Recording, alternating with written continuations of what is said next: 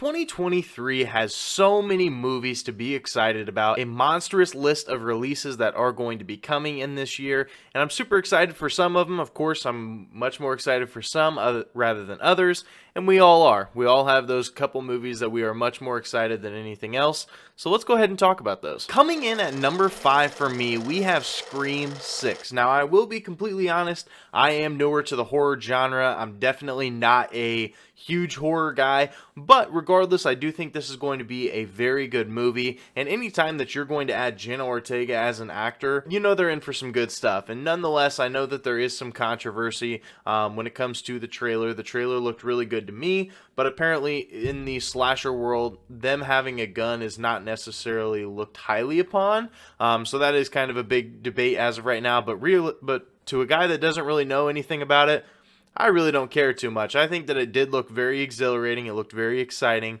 very fun to watch. So hopefully it lives up to exactly what it all seems. What is going on, everybody? Welcome back to another Civil Cinematics video. I'm Ryan.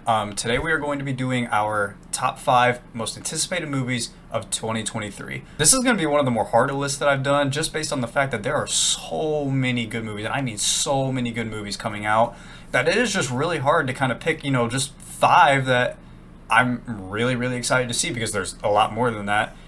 But we were only going to do 5, so I'm going to give you my top 5, and here they are. Coming in at number 5, we have The Flash, DC's very own Flash. I gotta say, I know there is a lot of background drama with Ezra Miller in the studios and everything, and DC's going through a massive change.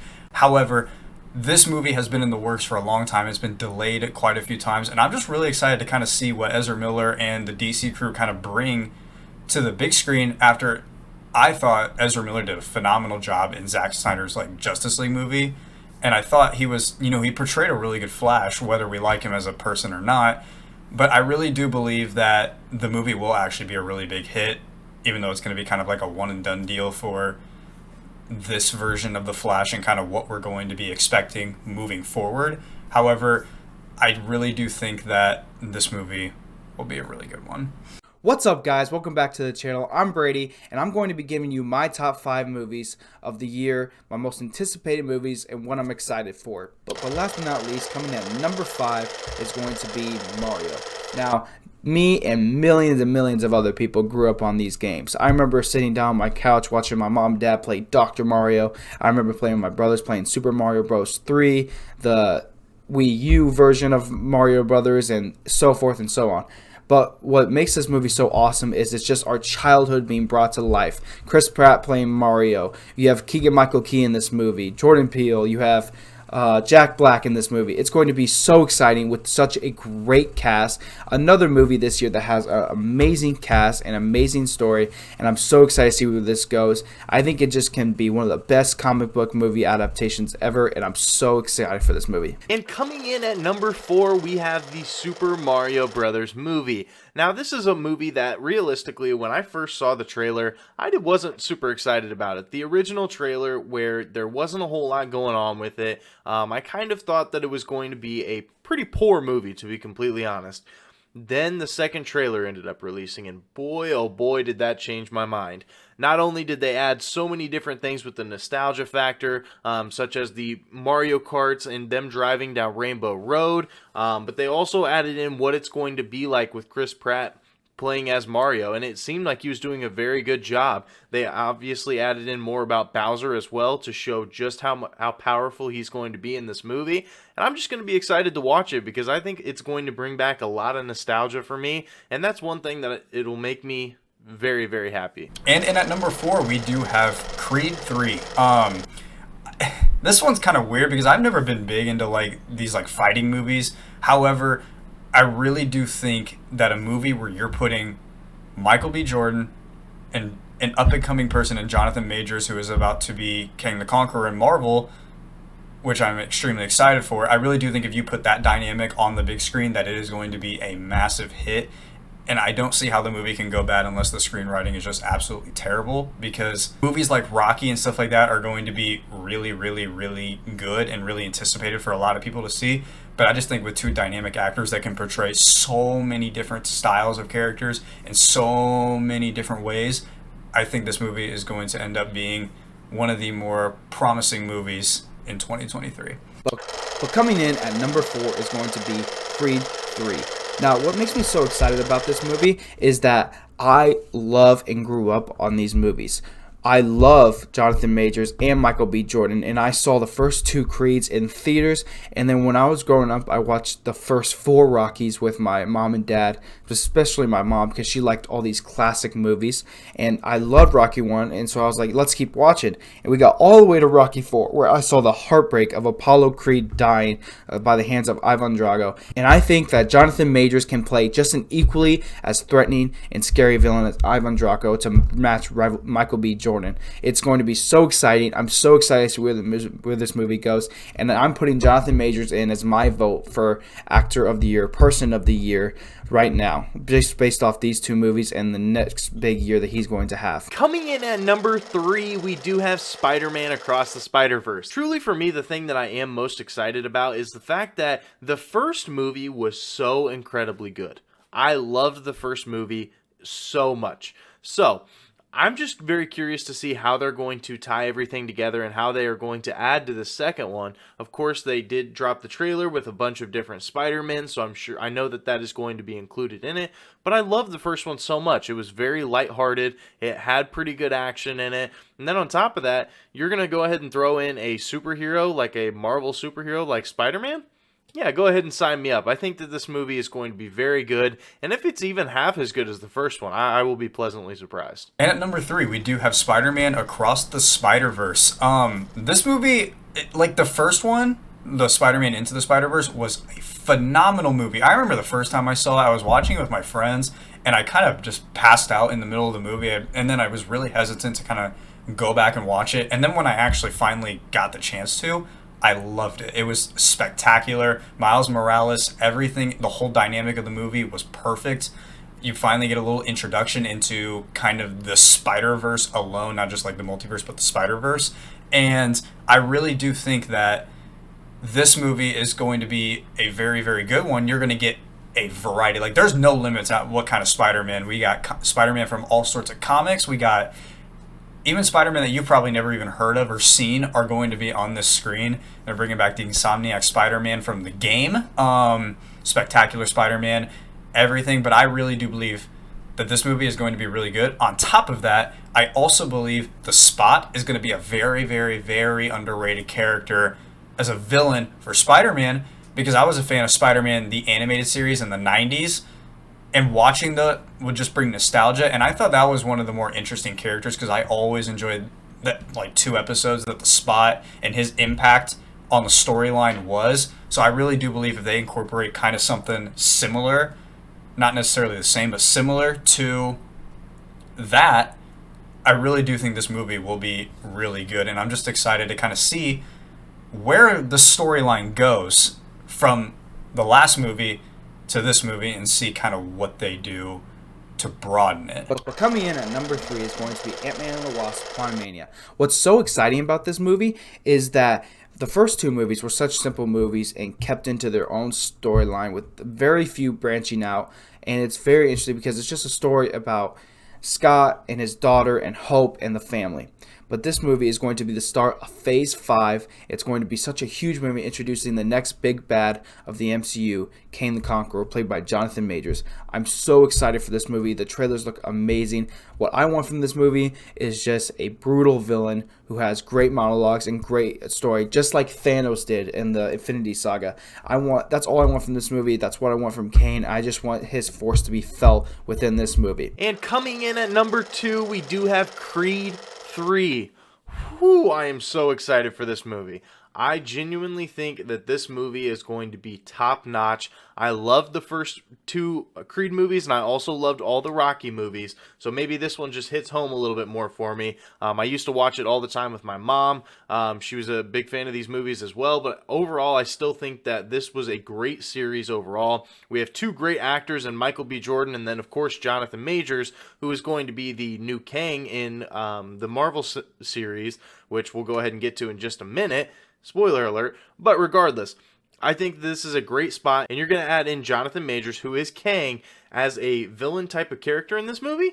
Oh yeah, this movie should be really good. And you could tell in the trailer that they were basically fighting for something, or because of something. And so I'm excited to see what that is. I haven't really seen too much. I know that they have kind of the big deal going on with Stallone right now. So that's kind of 50-50, kind of shaky. But overall, I do think that they'll be able to overcome that, and I think that this will still be a very good movie. And at number 2, we do have Guardians of the Galaxy Volume 3.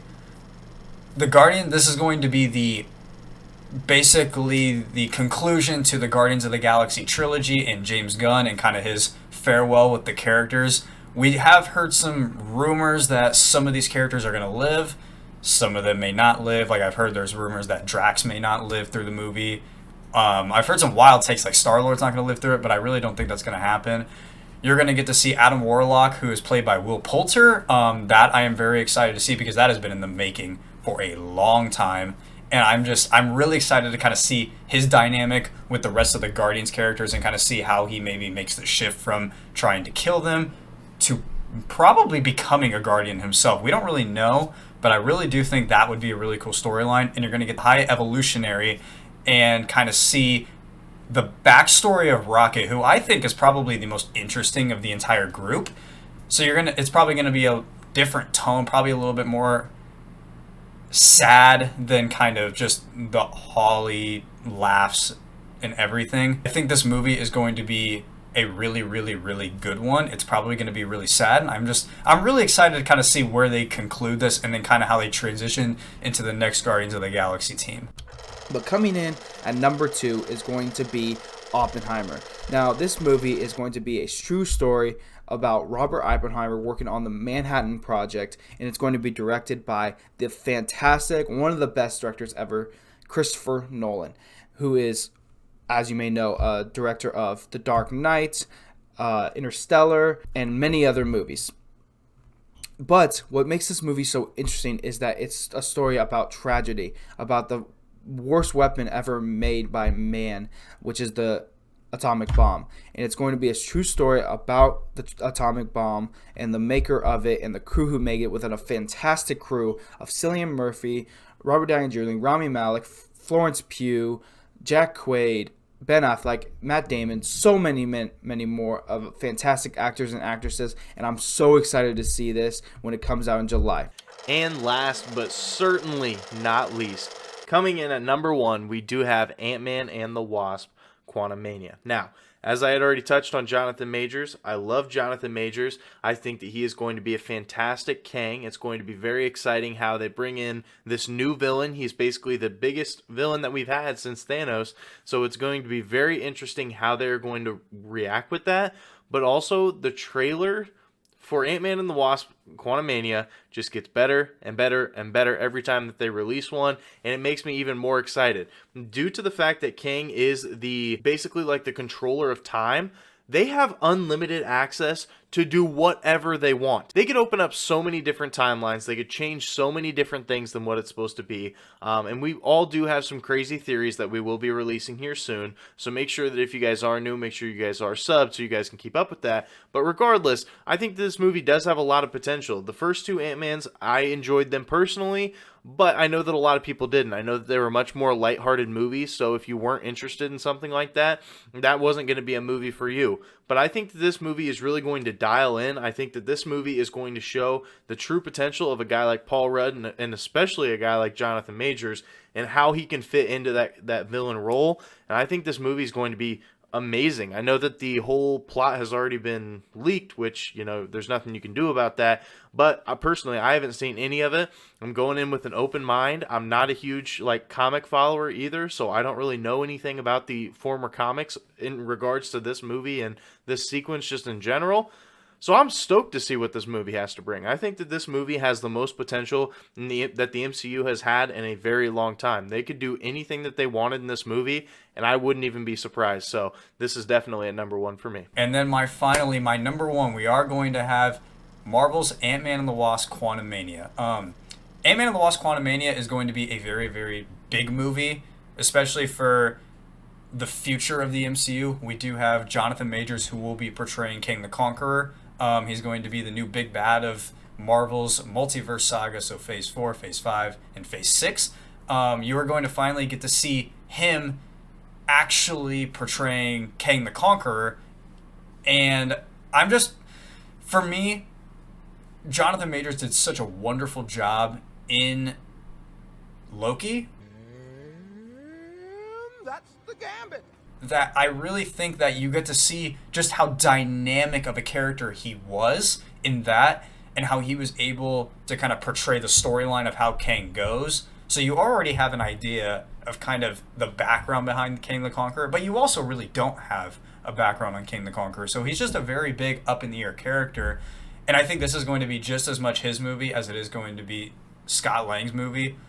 And obviously we have Paul Rudd, Evangeline Lilly, Michael Douglas, Michelle Pfeiffer, Catherine Newton will be playing Cassie. I think the dynamic of this group has always been very, very good. The storylines have always served their purpose, but this movie will put it on a whole nother level. Like, this is not going to be a movie that this group has kind of been in before, but you're going to have a dynamic of where Kang's going to be threatening Cassie from what we see, and kind of like Scott is going to be forced to help him.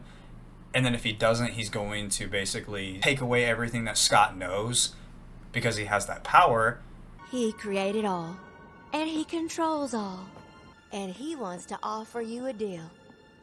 And I just think that the dynamic that Jonathan Majors and Paul Rudd had, especially from the trailers, is actually going to be really good. I also am kind of excited to see what they have to reveal for the movie that they haven't talked about at all. Like, I feel like there's definitely some post-credit scene stuff that they're missing. I think the overall plot to the movie is going to be a very simple plot, but I feel like everything in between the lines is going to be very good, and it's going to stun all of us. This is going to be something that we will probably do a movie preview on and then a movie review on once it comes out, because it does come out in like 20 days. So you should be on the lookout for that one. But yes, Ant-Man and the Wasp is going to be my #1 most anticipated movie of 2023. But coming in at #1 is going to be Guardians of the Galaxy 3. Now, again, directing this movie is James Gunn, who directed the first 2 movies. And the first Guardians of the Galaxy is possibly one of my favorite movies of the MCU and movies overall. Every time I watch it, I still feel the emotion that I did the first time. And then he also directed Guardians of the Galaxy 2, which is also an amazing movie, but not as good as the first, in my opinion. And then James Gunn also directed the Suicide Squad, which is by far the better version of the 2 movies. James Gunn also has an incredible slate coming up with DC that's soon to be here. But before he did that, he decided to make one last movie for Marvel Studios, and that's going to be Guardians of the Galaxy 3. In this movie, we have Adam Warlock, Star-Lord, Rocket, everyone, and I think it's going to be just another tragic tale that James Gunn tells with such broken characters and making them be so loved by the audience and everyone watching. So those are our top 5 most anticipated movies of the entire year. Let me know down below, what is your guys' most anticipated movie of 2023, or at least your top 5? Let me know exactly what movies you guys are most excited for. The list goes on and on about movies that could potentially be very, very good this year. So we are all very excited about it. We're going to be covering a lot of this stuff here on the channel. So if you guys are new, make sure that you guys do like, comment, subscribe. Turn on that notification bell so you guys know whenever we post. And my name is Austin here from the Civil CinemAddicts. We'll go ahead and catch you guys in the next one.